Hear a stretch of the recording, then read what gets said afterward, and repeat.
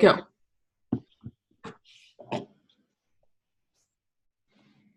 Hello, we are from Missouri State Athletic Training Program.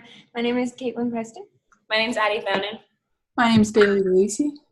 We're just going to be talking about extreme ownership, chapters 10 and 11, and how they apply to athletic training. So we're going to start with chapter 10. The title is Leading Up and Down the Chain of Command. Leaf is the one who wrote this chapter. So basically they start out by explaining a time when they were in Ramadi. I don't know why that sounds weird today. Anyway, so they explained a time where it was toward the end of their first tour, one of their last tours, and they were just kind of sitting on top of one of the tallest buildings, kind of just reminiscing about all of their battles they've had, the people they've lost, and just how they felt that some of their people under them, they were, I guess, more willing to keep going with the mission. They were always ready for the next thing. Like, they would have stayed past the 6 months if they asked them to, but then some of them, they were kind of losing faith. They didn't really feel like they knew what was really going on, and they didn't really want to be there anymore.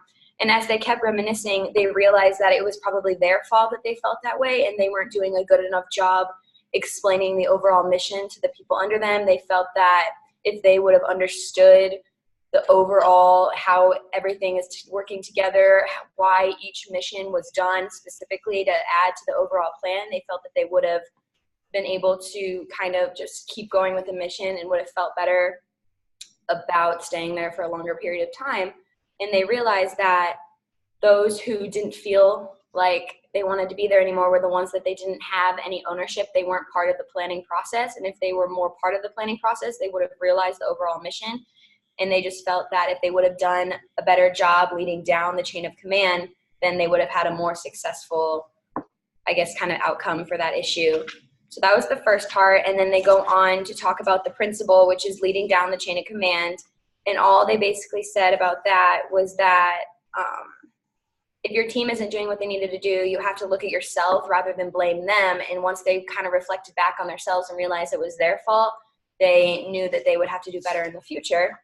And then the chapter kind of breaks up into the second part, which is leading up the chain of command. And the example they gave us for that one was Leaf and Jocko were kind of talking about how in order for them to do each mission and to complete it and being able to just kind of do every single thing in Ramadi, they have to get it cleared by their CO, so the person who's above Jocko. And in order to do that, they have to give descriptive kind of details of what each mission will include.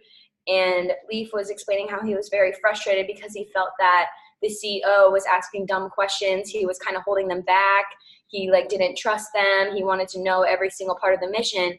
And Jocko kind of had explained to him, he's asking these questions because he generally wants to understand. He needs to be able to know what we're doing so then he can pass it on to his chain of command. So basically what they also kind of concluded in this chapter was it's their own fault. It's Leaf and Jocko's fault that they're not communicating better to their higher can give more descriptive details, maybe invite them out to Ramadi, make them see what's all going on, help them realize their position, then the leaders above them will understand. So that would just be, you also have to take kind of ownership and realize that you also have to help lead up the chain of command, which is basically what the principal was talking about.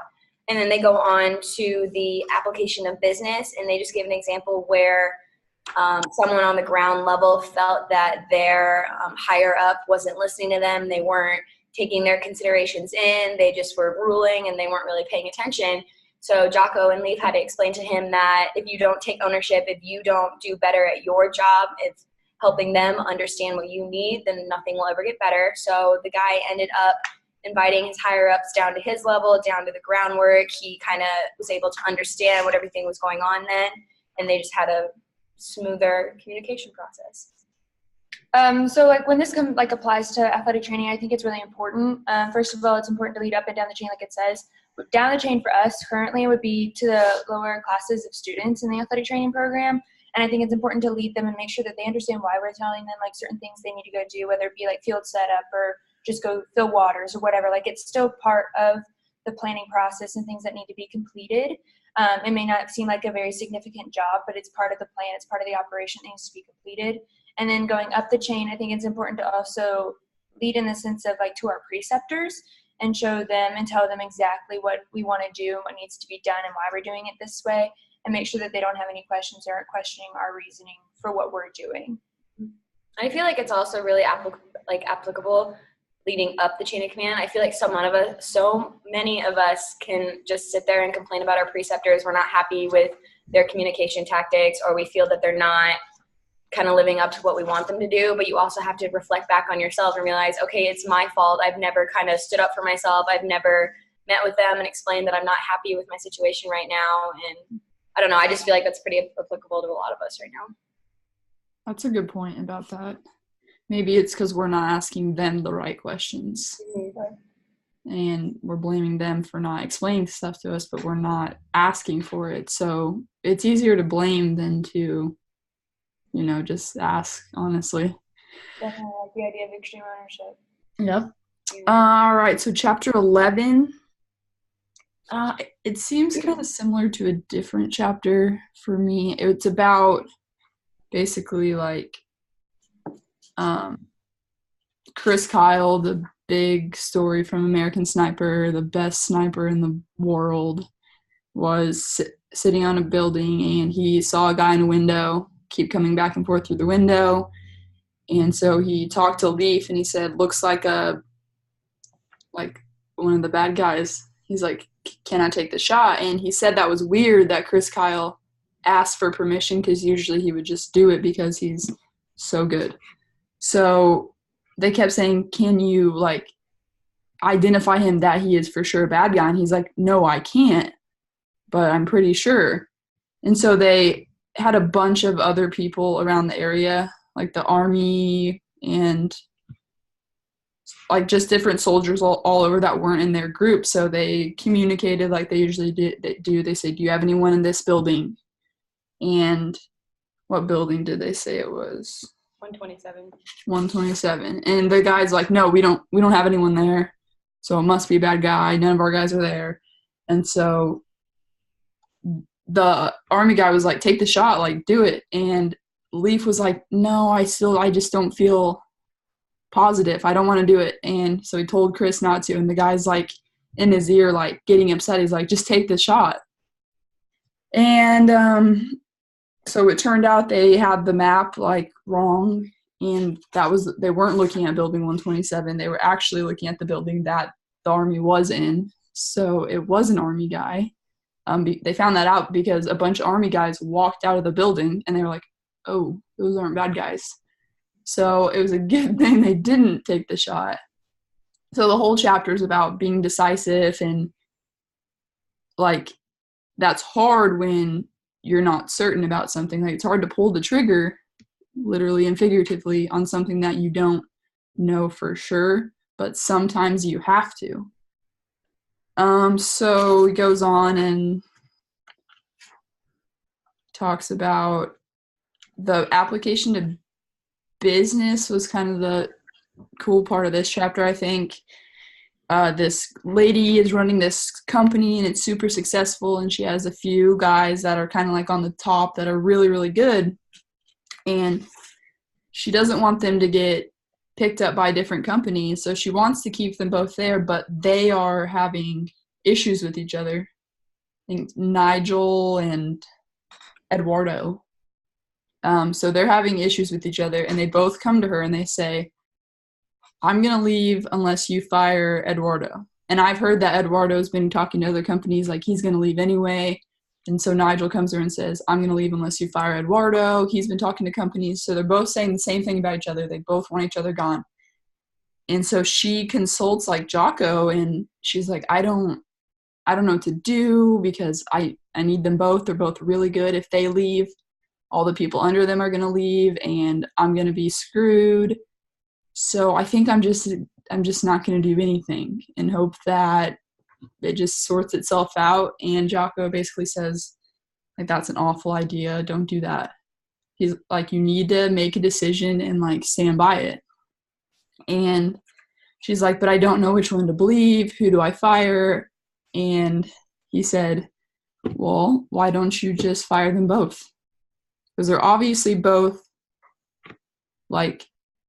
contributing to the downfall of the company. They're both not team players, obviously. They both might be talking to other companies, so just kind of like cut the cancer out of the company. And so she did that, and that kind of ended the chapter, which I was kind of upset. I wanted to know what they said, so it was kind of awkward. But basically just ends with, yeah, she fired them both like the next day, and that's it. So with the application to athletic training, I think this is important just because there are so many situations where like there's a lot of uncertainty and like we don't know what's going to happen, like what our decision could cause. It's like the cause and effect thing. We don't always know what the effect will be. So I think it's important to make that decision, like take in all the information we have and make the best possible decision that we can, especially with like emergency situations and anything that's kind of like a little bit more serious that we don't really have like the time to wait and like think it out or take a day. You have to do it instantly and use that information to kind of apply it and make the best decision you can. Yeah. I think that comes into play with like super like immediate care and emergency care and like those really stressful situations where you're not certain, does this person have a cervical spine injury? Like, can I move them off the field? But there's a lot of pressure to move them off the field. So what do I do? And like, it's your call. Like maybe EMS isn't there and like, it's up to you. So that I think is where it comes into like our field a lot. Like we have to make game time decisions all the time with like, do we let this kid go back in? Yeah, he got hit in the head, but he's not experiencing any sort of symptoms. Can he go back in? Like, what if he did have a concussion and he lied about his symptoms? You know, like, it's kind of, you just have to decide and really just stick with your guns. Definitely. Yeah. And I mean, besides like the whole on-field care, I think it also applies to the rehab aspect as well. Because, I mean, they'll come in and you'll eval them, but if something's like honestly wrong with them, like you can never be 100% sure. And you're like, should I send them from MRI? Like, I don't know if you necessarily need that yet. Like, why don't we do some rehab to see if it's going to get better before we go get the doctor involved or something? So all of that's just uncertainty, and you have to be the one to make the decision, and they have to trust in you. And the way that they can trust in you is that if you're direct, you make the decision, you're not kind of like wishy-washy, you're like, man, I don't know, like I'm really unsure. Like you have to be the person who takes responsibility so they can trust in you, and you kind of just go off of that, and you can never really be certain because we don't have x-ray vision and you have no idea what's going on. Yeah, that's true. But and it also is different for the different settings. Like it's easier in the college to say, oh, I don't know, go get an MRI because the school pays for it. But in high school, you really have to be certain that they need an MRI, even though we don't have x-ray vision, because that's expensive. That's like thousands of dollars. And like parents can be mad if you send them for an MRI and it's a bruise, like a bone contusion, and they just spent $3,000 on an MRI and the kid's back the next week. So that's where you kind of have to wait and see, like you were saying, see what happens. Yeah. It usually can't get worse, so Usually is a strong word. Usually. Yeah, I think it's important, like also with like the example that they gave like for the book from like with the military of like how somebody else is telling you to do this, like continually telling you just take the shot. Well, I think it's important to also have that ability to step back and realize like, okay, you may know what's best because you're in the situation, you see what's going on, you know what may be best, and you're kind of questioning like why they're telling you to take the shot or whatever.